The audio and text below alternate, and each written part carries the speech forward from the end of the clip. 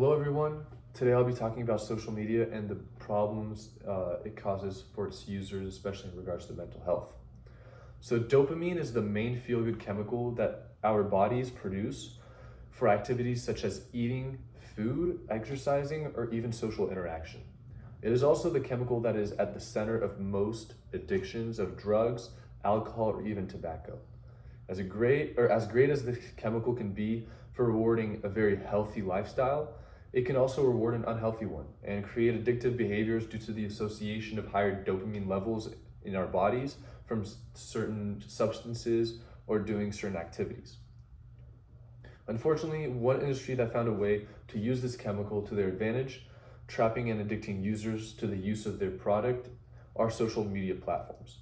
In recent years, with the rise in the use of social media and smartphones, mental health has become more and more of a problem for its users. During this speech, I will explore problems that social media poses to its users and what causes it to so heavily influence its users' mental health.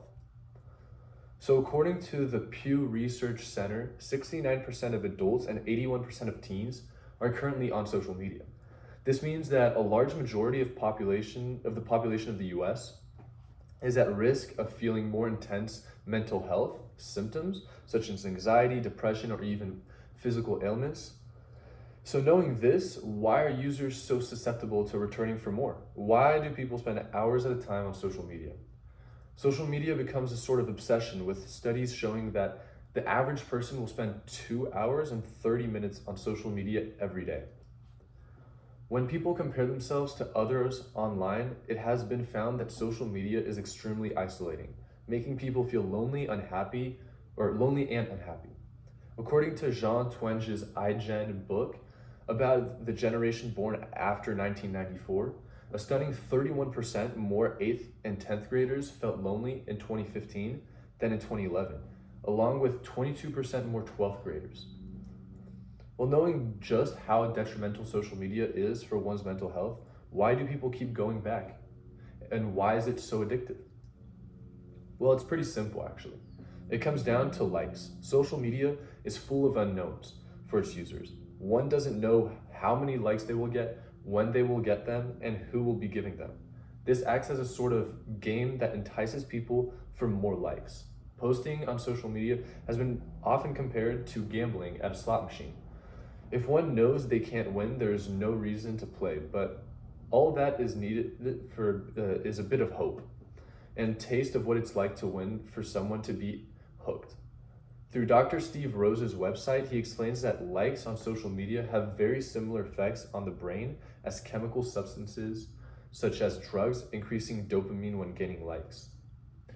Gaining likes symbolizes to the brain a gain in reputation and forces one to compare themselves to others on social media. And that is precisely what makes these platforms dangerous for people's mental health. It's comparison. So what's the solution? Well, it's to use social media as a tool to connect rather than a tool to calculate clout and reputation.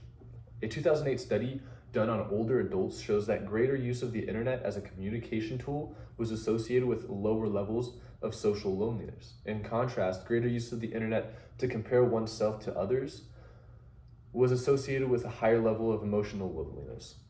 Another way to help solve this problem is limiting this time on social media. Using less leads to more time for productivity, leading to a fulfillment of having moved or done something of your day.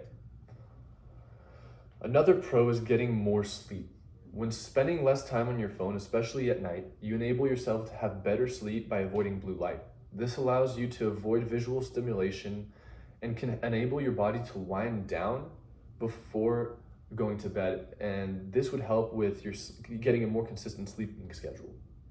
There even has been a 2018 British study that tied social media use to decrease disrupted and delayed sleep, which is associated with depression, memory loss, and poor academic performances. So we have gone over dangers of social media to one's mental health, what causes them, and how it is possible to navigate around these issues. The increased use of social media platforms can be extremely harmful to one's mental health and has proved just that in recent years. Dopamine can be a useful tool for your body to motivate yourself to do things that are beneficiary to your physical and mental health. Now, knowing that it is also capable of hurting you, please be careful when deciding what should become a habit or not, because it is a lot easier to avoid getting into one than breaking one. Thank you.